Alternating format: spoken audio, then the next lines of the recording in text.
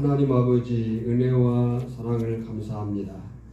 이 시간도 예배하며 우리의 모든 것이 하나님의 것임을 알아 고백하는 마음으로 온전한 11조를 드리며 풍성한 감사와 기도의 제목들을 드리게 하시니 감사합니다. 생명 주신 주님께 감사하며 생일로 감사하게 하시고 또 주정은금 드려 우리의 삶이 하나님의 것임을 고백하는 믿음을 주셨사오니 더욱 신실하게 하시고 들에 사는 그 자원하는 기쁨이 날마다 더욱 풍성할 수 있도록 역사에 주시옵소서. 말씀을 듣겠습니다. 말씀이 생명입니다. 집중하여 듣게 하시고 깨닫게 하시고 그 말씀이 잘 박힌 목과 같이 우리 마음밭에 박히울 뿐만 아니라 그 말씀이 능력이 되어서 우리의 삶 현장 속에서 그 말씀대로 살아낼 수 있는 은혜가 충만케 하시고 간증이 되게 하여 주시옵소서. 오늘 이 말씀을 통해서 너는 어떤 사람이냐라고 주께서 물으실 때인데 그 주님의 물음 앞에 내가 이런 사람이다 라고 하는 고백을 가질 수 있는 은혜가 있게 하여 주시옵소서. 예수님의 이름으로 기도하옵나이다. 아멘. 드디어 로마서 마지막 장까지 왔습니다. 오늘 말씀의 제목은 조금 긴데 압축해 놓은 겁니다. 이런 제목이 되겠습니다. 하나님의 비전, 예수님의 꿈, 함께 이루었고 또 이루어 가야 할 사명이라는 제목인데 주보에는 함께 이루었고 이루어 가야 할 사명으로 압축해 왔습니다. 우리가 잘 아는 사도 바울은 그 누구도 흉내낼 수 없는 위대한 믿음의 거장입니다. 사도 바울은 그의 출신 성분이 좋았습니다. 부잣집 아들이었고 다소에서 예루살렘까지 유학하던 사람이었고 당대 학문의 주류였던 헬라 철학에 능통했던 명문가의 아들이었습니다. 또한 정통 바리새인이었고 철두철미하게 경건으로 율법을 지켰습니다. 뿐만 아니라 사명감이 출중하여 유대교인으로서 유대교를 위하여 열심하였고 그리스도인들을 핍박하는 데 앞장섰습니다.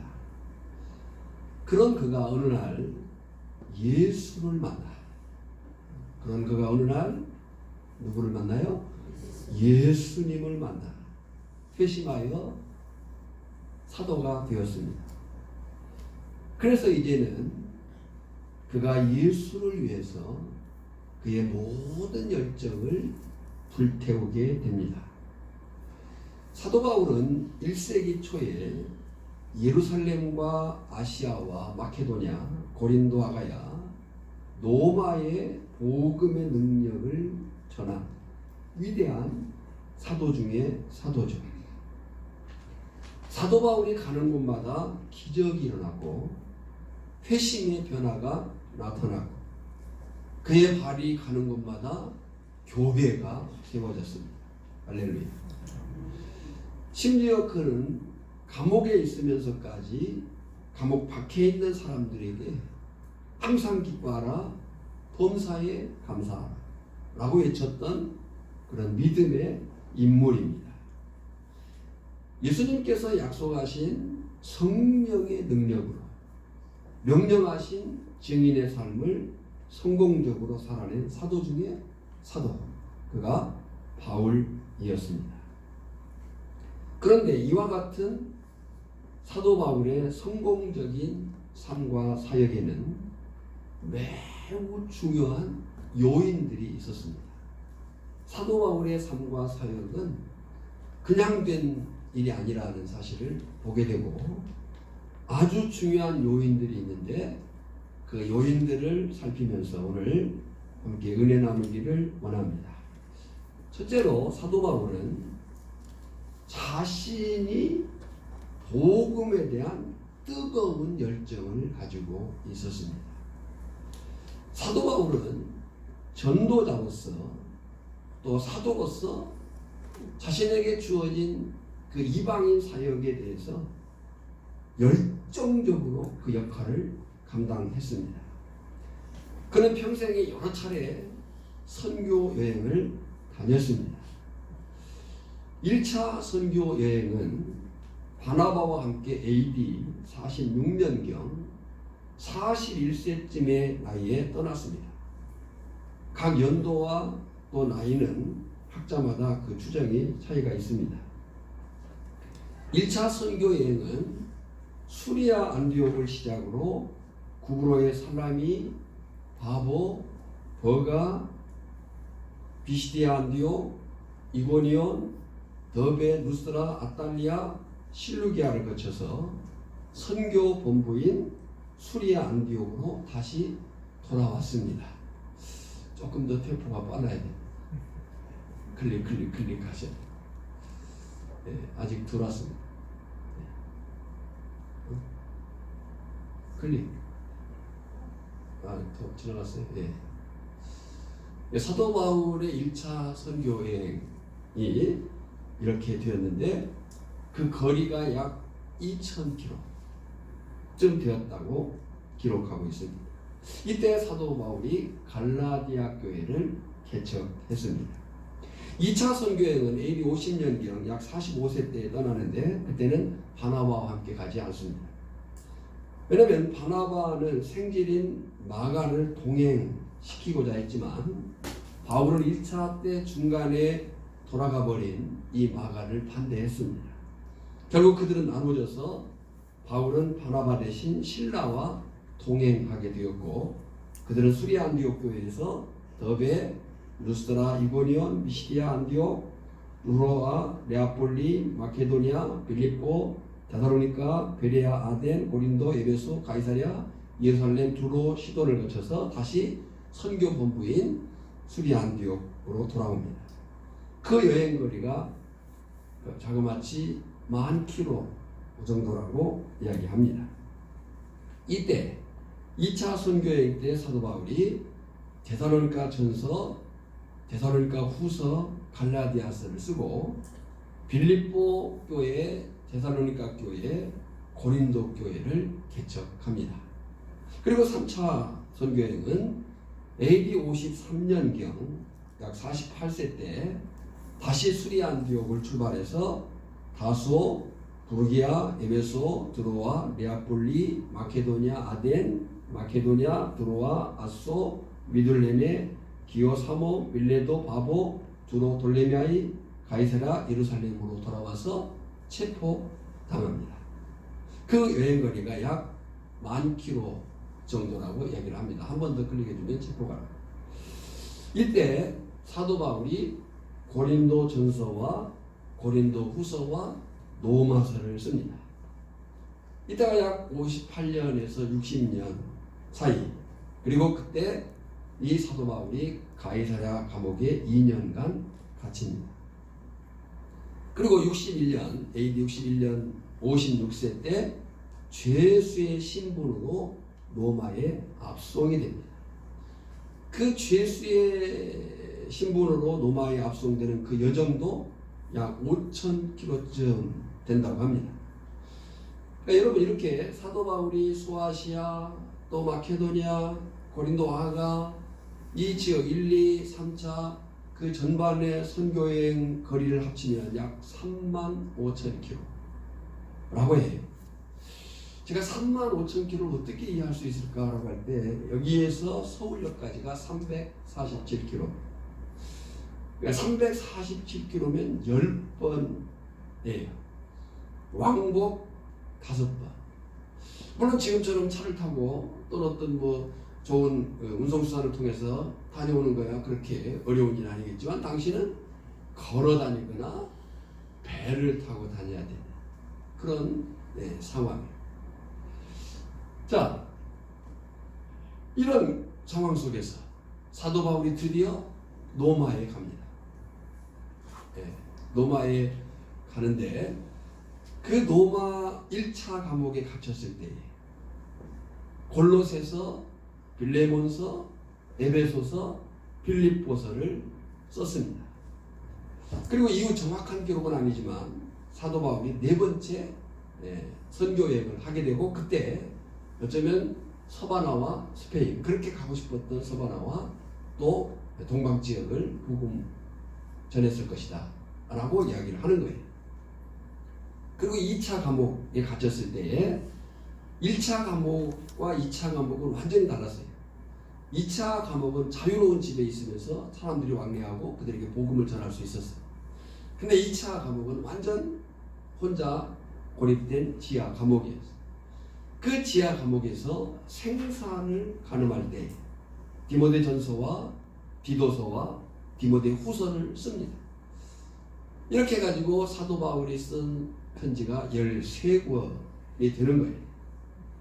자, 한번 상상해 보세요.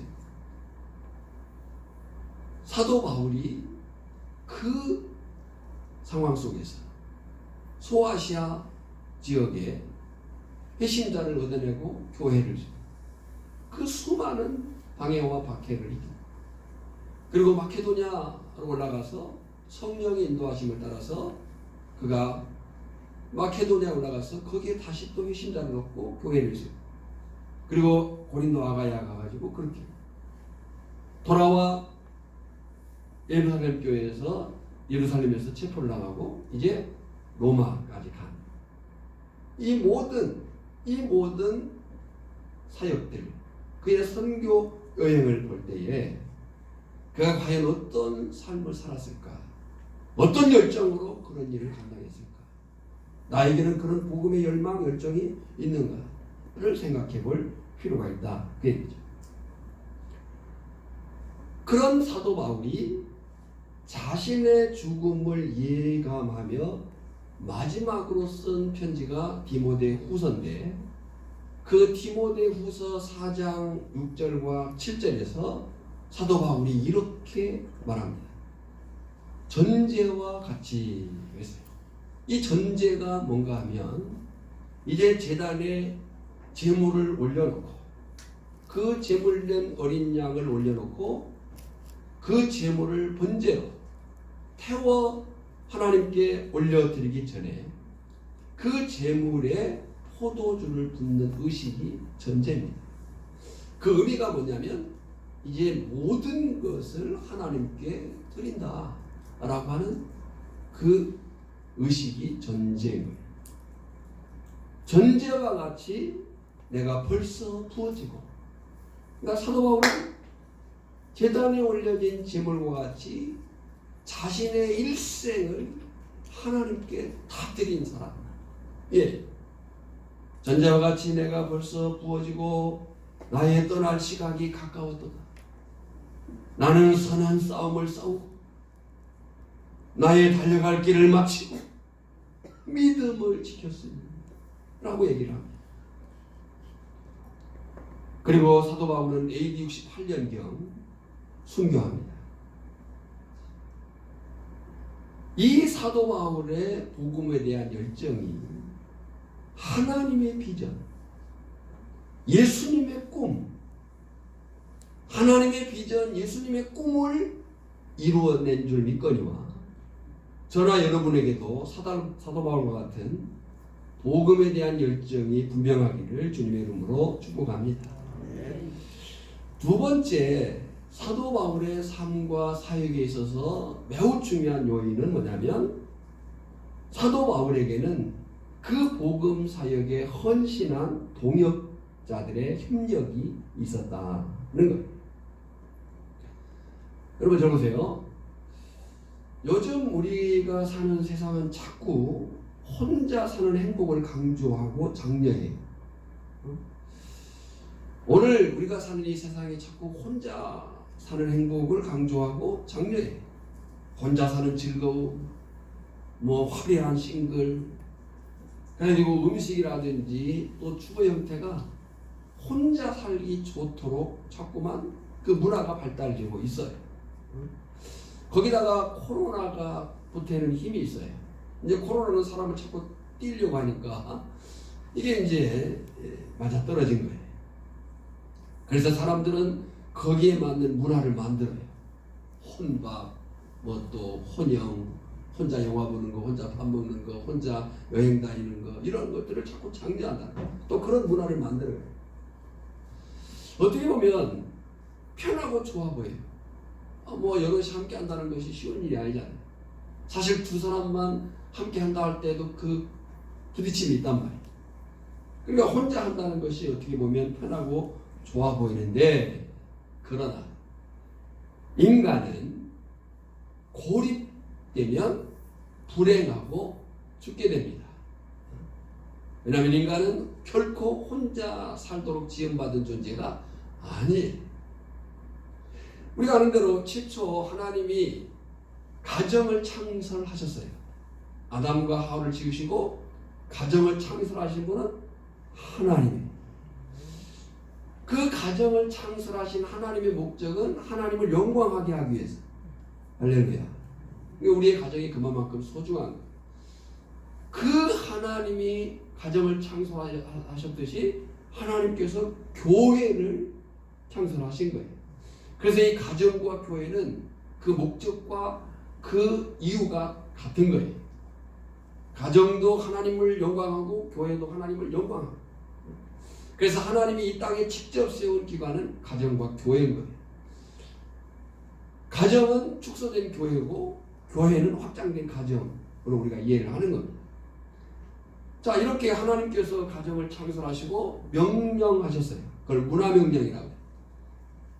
어떤 걸 명령했어요? 생육하고 번성하여 충만하라. 생육하고 번성하여 충만해라. 가정의 존재의 이유, 하나님이 그 가정을 만드신 목적이에요. 그런데 이 명령은 노아 홍수 이후에도 똑같이 주어집니다.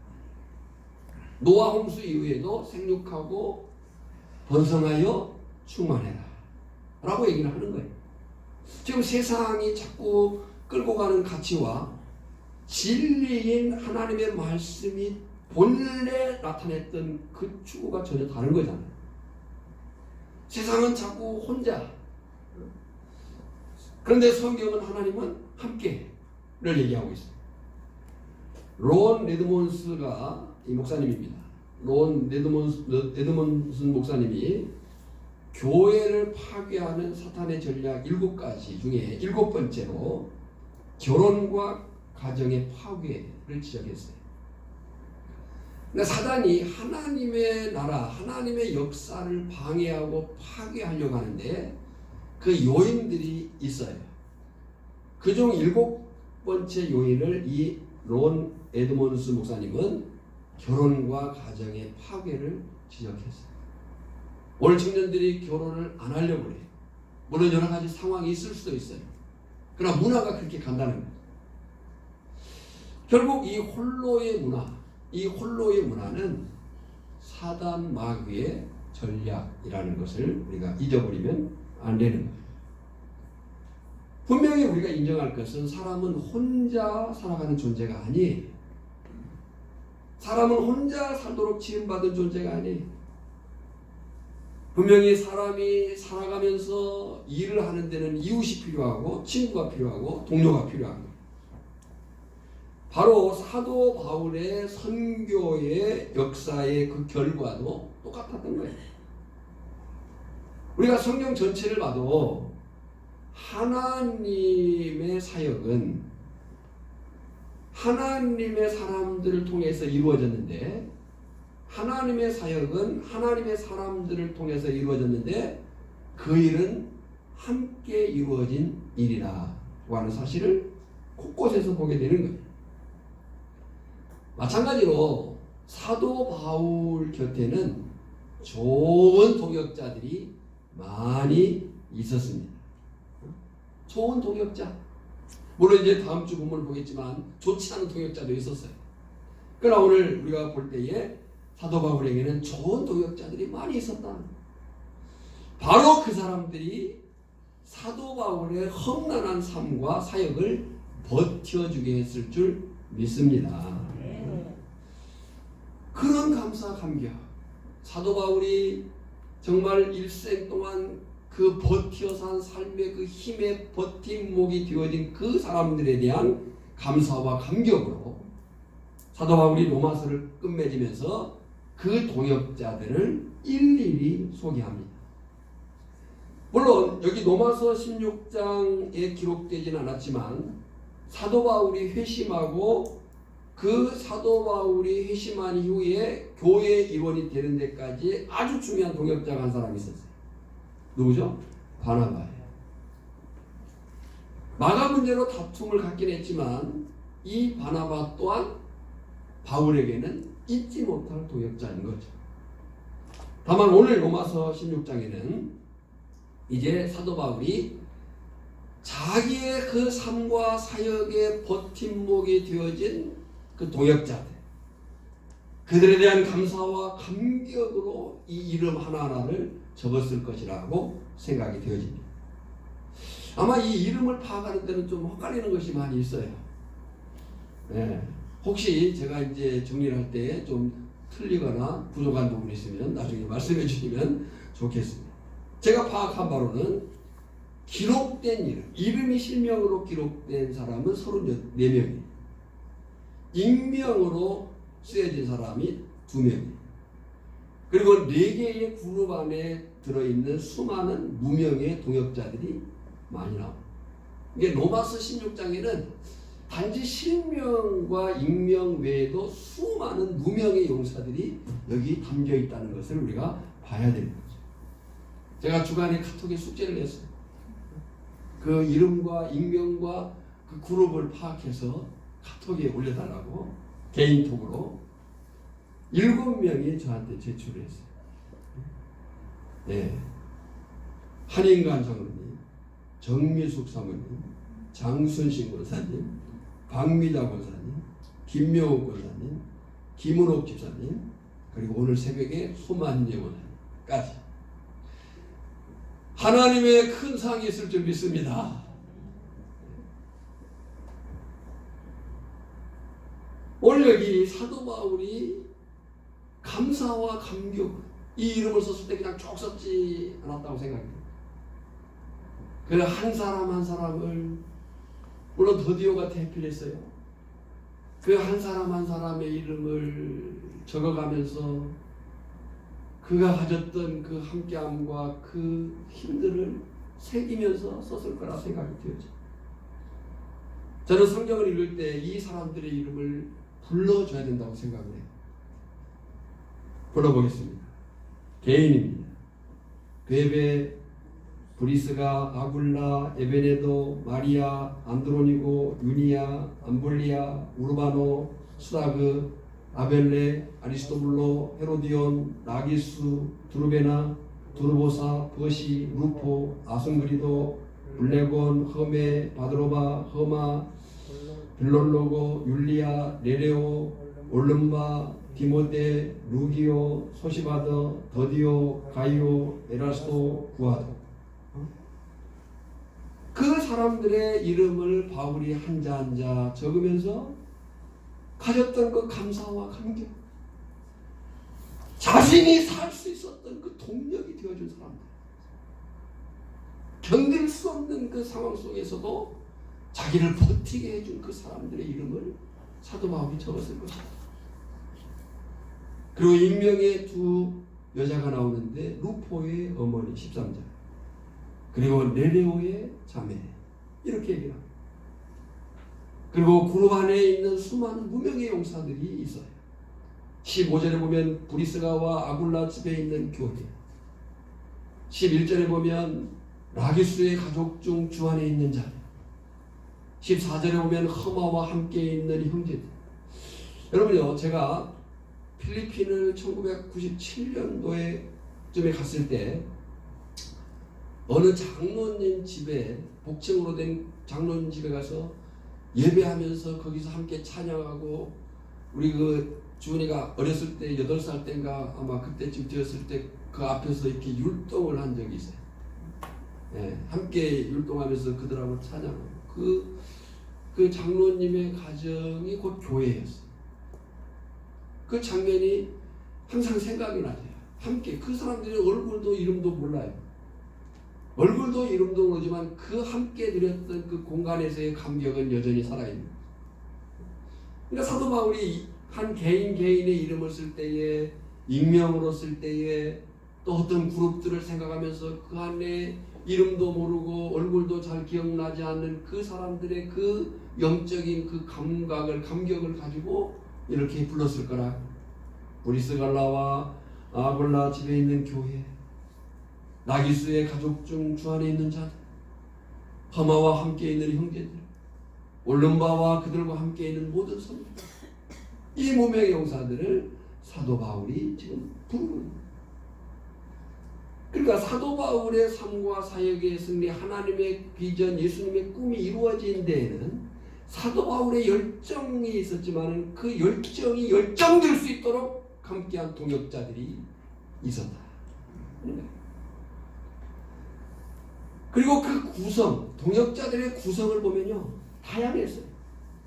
유대인도 있었고, 이방인도 있었고, 남자도 있었고, 여자도 있었고, 자유인도 있었고, 종도 있었고, 친척도 있었고. 어떤 면에서 보면 함께 할 수 없는 그 구성이에요. 근데 그들이 하나님의 나라 비전, 예수님의 꿈을 이루는 데는 동역했다는 거예요. 한 사람 한 사람을 다 시간상 다 설명할 수 없겠지만 오늘은 세 가지 사실로만 이 사람들을 살펴보고자 합니다. 다른 사람들은 다른 설교나 성경 공부에서 나누기로 하고요. 세 가지 사실로만 정리를 하고자 합니다. 첫째는 동역자들에 대한 사도 바울의 감사 표현이에요. 사도 바울이 동역자들을 어떤 표현으로 감사하고 있는가? 1절에 보면 교회 일꾼이라고 했어요. 교회 일꾼. 여러분, 일꾼은 집사입니다. 단어가. 근데 우리가 다 교회 일꾼이죠. 근데 이런 경우 있잖아요. 아, 그 교회 아무개가 그 교회 일꾼이에요 라고 하는 사람이 있잖아요. 교회 일꾼. 갱그리 학교의 일꾼.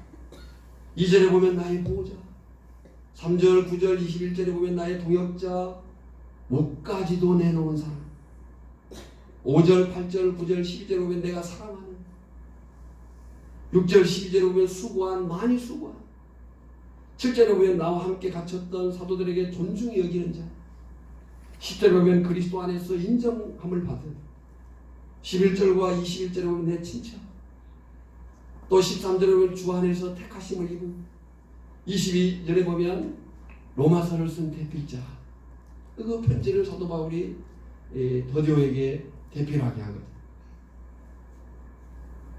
사도 바울이 그 동역자들을 생각하면 하나님의 비전, 예수님의 꿈을 함께 이룬 그 동역자들의 이름을 부르면서 그들이 어떤 사람인가를 평가하고 있는 거죠. 표현하고 있는 거죠. 질문을 가져보겠습니다. 여러분은 지금 어떤 동역자인가? 그리고 언젠가 하나님 앞에 섰을 때 어떤 동역자였다고 불려지고 싶은가? 오늘 우리는 사도 바울의 이 감사의 부름에서 우리의 동역이 어떠해야 함을 배울 수 있기를 주님의 이름으로 축복합니다. 두 번째 사실은 한 사람 베베입니다. 베베라는 뜻은 포이베, 이름은 포이베인데, 이 베베는 갱그리아 교회의 일꾼이었다고 얘기를 해요. 1절에 내가 갱그리아 교회의 일꾼으로 있는 우리 자매 베베를 그랬어요. 자, 갱그리아는 아가야 지방에 있는 고린도 도시입니다. 고린도에서 약 동남쪽 11km 지점에 있는 항구 도시였어요. 이 갱그레아는 고린도와 마찬가지로 지중해의 해상 상업과 무역 중심지로 매우 번화한 도시예요. 문제는 그 도시도 우상 숭배가 융성했어요. 이 베베는 이방인이었거든요. 그 아마 바울로 인해서 개종하고 동역자가 되었겠죠. 바울이 2차 선교여행 때 고린도 교회를 세웠고 거기서 복음을 전해드리는 사람들이 세운 교회가 갱그레아 교회가 아닌가 하는 생각을 갖습니다. 그리고 사도행전 18장 18절을 보면 사도 바울이 서원에 대한 이행으로, 아마 사도 바울이 서원했던 게 있던 것 같아요. 그 서원을 이행하기 위해서 그곳에서 머리를 깎았다는 기사가 나옵니다. 바울이 일찍이 서원이 있었으므로 갱그리아에서 머리를 깎았더라.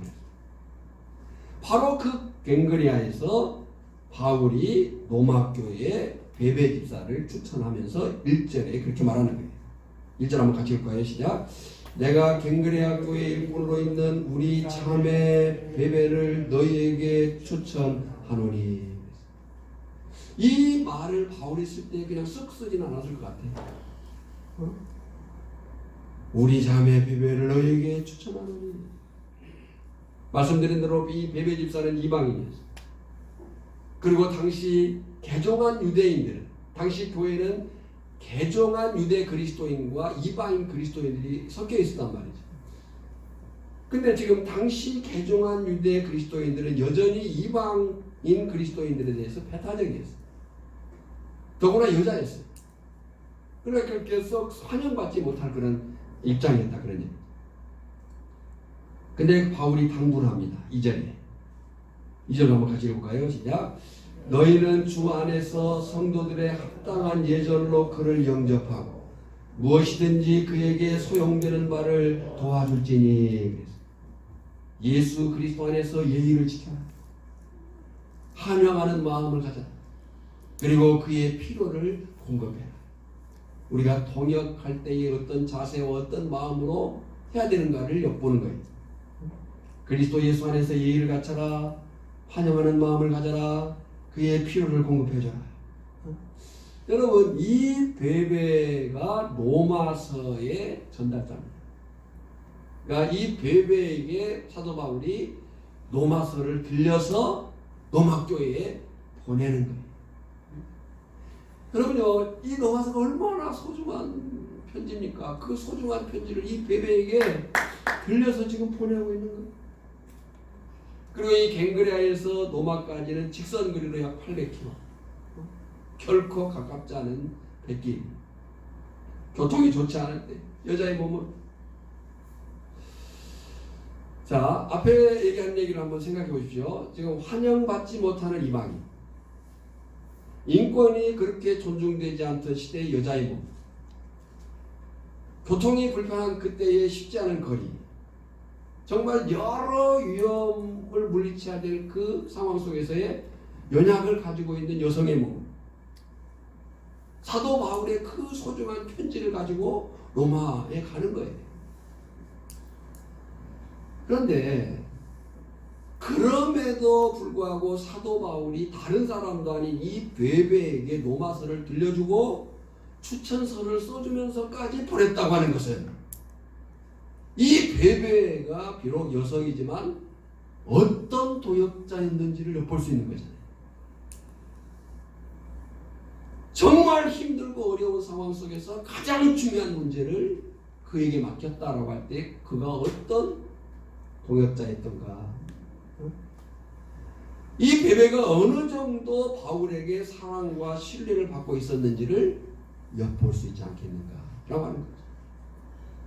우리는 그 사도 바울의 사랑과 신뢰를 추천서에서 볼 수 있는 거예요. 그 추천의 이유가 2절인데 2절 하반절에 보면 이는 그가 여러 사람과 나의 보호자가 되었습니다. 보호자가 뭐하는 사람입니까? 그의 모든 것을 담보해주는 사람입니다. 생사를 붙들어주는 사람. 분명히 베베는 영적으로 낙심되고 육신적으로 곤고하고 물질적으로 궁핍했을 사도 바울과 많은 사역자들에게 그런 동역을 했던 사람. 바로 그 베베 집사를 사도 바울이 잊지 않고 감사하고 기억하고 그를 후원하라고 얘기하는 거예요. 바라기는 우리 오천교회에서도 이런 후원자, 이런 보호자가 많이 나오게 주님의 이름으로 축원합니다. 세 번째 생각할 사실은 목까지도 내놓은 부부. 아내 브리스길라와, 오늘 본문에는 브리스가와 이렇게 되어 있습니다. 브리스길라와 남편 아굴라에. 물론 그들에 대한 이력이 있지만 그건 생략하겠습니다. 목까지도 내놓은 부부 아내 브리스길라와 남편 아굴라. 이 두 사람에 대해서는 그래도 많이 알고 있기 때문에 본문에 기록된 정도만 살펴보고자 합니다. 이 브리스길라와 아굴라를 사도 바울이 만난 곳은 로마였습니다. 고린도였습니다. 고린도. 이 두 사람을 만난 곳은 고린도였습니다. 원래 이 브리스가와 아굴라는 로마에 살았었어요. 로마에 살았었는데 사도행전 18장을 보면 황제 글라우디오가 추방령을 내립니다. 그래서 이 로마에서 살지 못하고 고린도로 이사를 오게 되죠. 근데 그들의 업이 뭐였어요? 천막 제조업자였어요. 천막 제조업자로서 바울과 함께 일했다라고 성경이 기록을 하고 있고, 이 부부가 바울과 함께 그 이후 일생을 보냅니다. 고린도에서, 에베소에서 오랫동안 동역자로 함께한 사람이에요. 그리고 이 브리스길라와 아굴라가 세운 한 사람이 있는데 그가 아볼로죠. 그러니까 그가 이 아볼로 웅변에 능하고 정말 그 탁월했던 그 아볼로가 보고 말씀을 하는데 성령이 없는 거예요. 그를 가르칠 정도의 믿음의 역량을 갖췄다, 그런 얘기인 거죠. 이 브리스길라와 아굴라가 그렇게 바울의 생애 동안에 통역한 거예요. 뭐까지도 내려오면서요. 뭐까지도 내려오면서. 3절입니다. 너희는 그리스도 예수 안에서 나의 동역자들인 브리스가와, 이 브리스가는 브리스길라를 존칭으로 부른 그런 부름이에요. 브리스가와 아굴라에게 문안하라. 그래서 누구인? 그리스도 예수 안에서 나의 동역자들인, 그리스도 예수 안에서 나의 동역자들인 브리스길라와 아굴라에게 문안하라.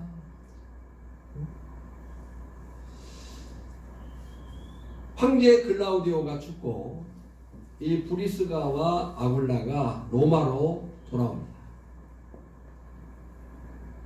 그럴 때에 바울이 이 부부를 로마 교회에 당부하는 거예요. 자기와 생사를 같이 했던, 자기의 그 삶과 사역의 버팀목이 되어진 그 브리스가와 아굴라가 로마 교회를 갔을 때 그들이 잘 환영해 주도록 문안하라. 그러면서 그들이 어떤 사람인가를 소개해 줘요. 여러분, 이 소개 속에서 지금 브리스가와 아굴라가 로마로 갈 때 로마 교회에 이들을 추천하는데, 그 소개 속에서 이 브리스가와 아굴라가 어떤 사람이었던가가 나타나는 거예요. 4절이잖아요. 4절 읽어보겠습니다. 시작. 그들은 내 목숨을 위하여 자기들의 목까지도 내어놓았나니. 그랬어요. 그들이 바울이 복음을 전하다가 핍박을 받고 극단적인 위험에 처했을 때 목숨까지도 아끼지 않고 바울을 도왔던 그 동역. 그러면 그 사실이 어떤 사건이었을까라고 할 때 사도행전 19장을 보면 에베소에서 아데미 우상으로 인한 폭동이 일어난 때가 있었습니다. 그걸 우리는 데메드리오 폭동이라고 얘기를 해요. 이 데메드리오 폭동이 일어났을 때 나중 그 바울이 서신서 속에서 그를 회고해요. 그때가 사도 바울이 그 에베소에 머물고 있고 싶었어요. 사도 바울이 아시아 복음 전도에 있어서, 우리가 아시아 그럴 때 지금 아시아를 얘기하는 건 아니에요. 성경이 말하는 아시아는 에베소입니다. 그 에베소가 왜 사도 바울에게 중요했냐면, 그 에베소를 통해서 사도 바울의 꿈은 뭐예요? 땅끝까지 복음이 전하는 거예요. 아멘. 사도 바울의 꿈은 하나님의 비전, 예수님의 꿈을 이루는 건데, 그 예수님의 꿈이 뭐냐면 세계복음화예요. 땅끝까지 복음을 이루는 거예요. 근데 그 땅끝까지 복음을 이룬다고 할 때 그 중심 요충지가 되냐면 에베소예요. 그 에베소를 통해서 마케도냐로 올라갈 수 있고, 그 마케도냐에서 고린도로 가고, 고린도에서 로마로 갈 수 있는, 그리고 땅끝이라고 얘기했던 스페인으로 갈 수 있는 그런 꿈을 사도 바울이 품고 있었던 거예요. 그래서 그 에베소를 좀 더 확고한 교회를 세우고 싶었던 거예요. 근데 그 에베소에 있을 때 폭동이 일어납니다. 아데미 우상으로 인해서. 데메드리오 폭동. 그리고 나중에 서신서에서 그 폭동이 얼마나 위협적이었는가. 사도 바울이 거기 속히 또 짐 싸가지고 도망가거든요. 얼마나 그 위급한 상황이었는가를 사도 바울이 얘기를 해요. 그러니까 이때 사도 바울과 함께 했던 사람이 브리스길라와, 그래서 사도 바울이 뭐라고 했냐면 나뿐 아니라 이방인의 모든 교회도 그들에게 감사함이니라. 이게 무슨 말이야? 그들을 본받으라. 그들을 본받으라. 모든 교회, 나뿐만 아니라 모든 교회도 너희 그를 본받으라. 오늘 저나 여러분에게도, 또 오늘 저나 여러분의 그 가정, 또 저나 여러분을 통해서도 이 브리스가와 아굴라의 동역이 있어지기를 주님의 이름으로 축원합니다. 여러분, 로마서를 지금 맞춰가고 있습니다. 그 로마서는 사도행전을 떼놓고는 얘기할 수가 없는 거예요. 그리고 그 사도행전과 로마서 그리고 나머지 서신서 속에서 우리가 보지 않을 수 없는 것이 뭐냐면 사람이에요. 복음의 열정에 사로잡힌 한 사람, 그리고 그 복음의 열정에 함께한 수많은 동역자들, 그들이 하나님의 비전, 예수님의 꿈을 이룬 사람이고 앞으로 이루어야 될 사람들인 거예요.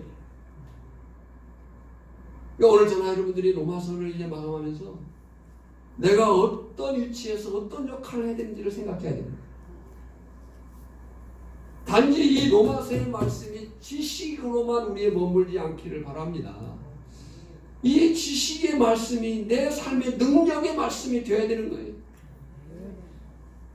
하나님의 꿈이, 예수님의 꿈이 한 사람의 그 열망으로, 그 한 사람의 열망과 함께 동역한 수많은 사람들의 그 동역이 하나님의 나라를 세우고 하나님의 교회를 세우고 하나님의 거룩한 영광을 이룰 것이다. 중요한 것은 내가 어떤 사람으로 어떤 자리에 서 있을 것인가의 문제예요. 바라기는 저나 여러분, 우리 오천교회 공동체에 바울과 같은 복음의 열정이, 베베 집사와 같은 보호자로서의 후원이, 목숨까지도 아끼지 않는 브리스길라와 아굴라, 그리고 로마서 16장에 기록된 사도 바울의 동역자들을 기억하면서 저나 여러분이 사도행전 29장을 쓰고 저나 여러분이 사도행전 30장을 쓰는 사람들이 되어서 하나님의 나라 생명책에 기록되는 그런 거룩한 축복이 있기를 주님의 이름으로 축원합니다. 이 시간 이 사실을 기억하면서 우리 찬송하겠습니다. 502장입니다.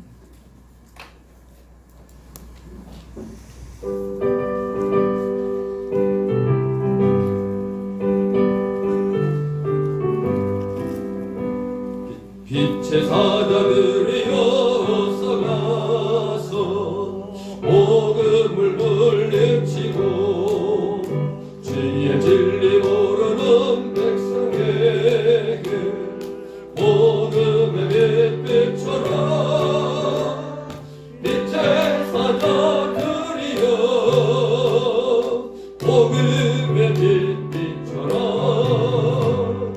죄로운 맘 밝게 비춰라. 빛의 사자들이여 선한 사역 위하여 힘을 내라. 주 함께 하시겠네. 주의 크신 사랑을 전파하며 복음의 빛 비춰라. 빛의 사자들이여 복음의 빛 비춰라. 죄로운 밤 밝게 비춰라. 빛의 사자들이여 주님 부탁하신 말씀 통하여 이 진리 전파하라. 산을 넘고 물 건너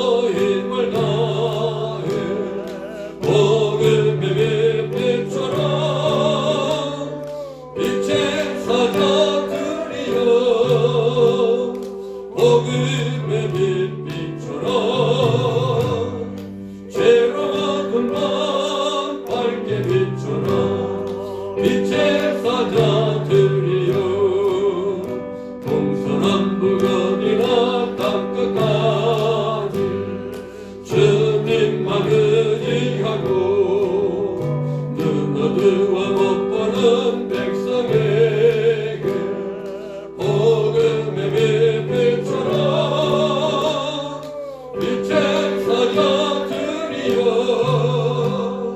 복음의 빛처럼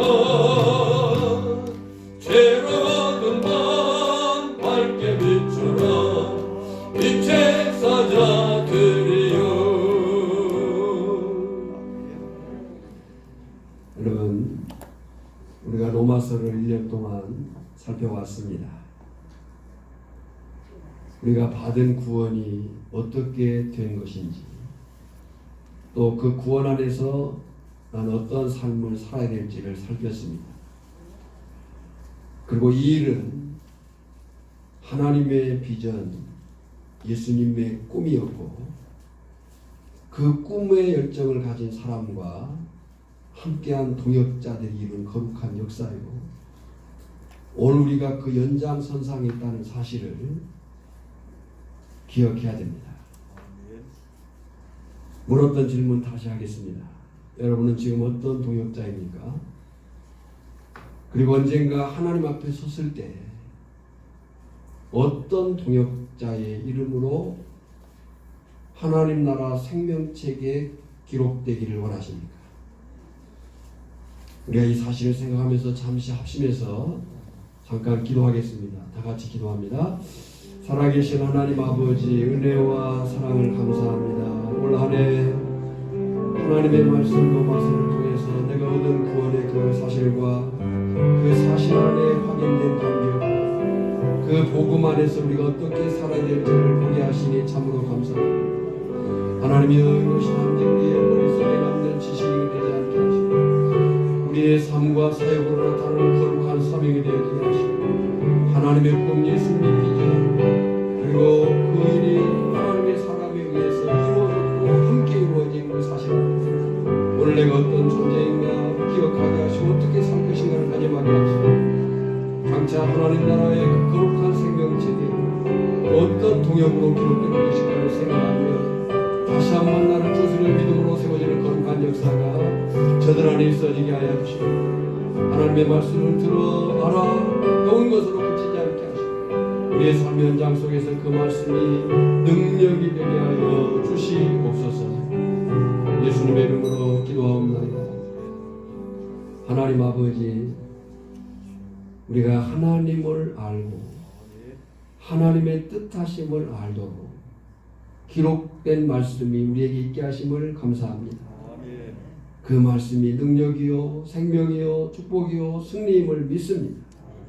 이 말씀을 단지 우리 지식 안에만 두지 않게 하시고 그 말씀이 내 삶 가운데 능력으로 나타날 수 있도록 우리가 그 말씀 붙들어 살아낼 수 있도록 주님 도우시고 역사하여 주시옵시고 하나님의 비전, 예수님의 꿈, 그리고 그 일을 이룬 사람들, 함께한 사람들, 그 속에 내가 어떤 위치에 있는가를 살피게 하시고 또 장차 어떻게 살 것인가를 다짐하는 복된 마음이 우리 안에 있게 하심을 감사합니다. 힘써 그렇게 살게 하여 주시옵소서. 지금은 우리를 구원하신 예수 그리스도의 은혜와 성부 하나님의 크고 놀라우신 사랑하신 것, 성령의 감화 감동 축복 위로 능력 주시니 오늘 이 말씀 앞에 다시 자신을 하나님의 사람으로 세워 믿음 안에 승리하기를 다짐하는 모든 심령들이 이제부터 영원까지 항상 함께 있을지어다. 아멘.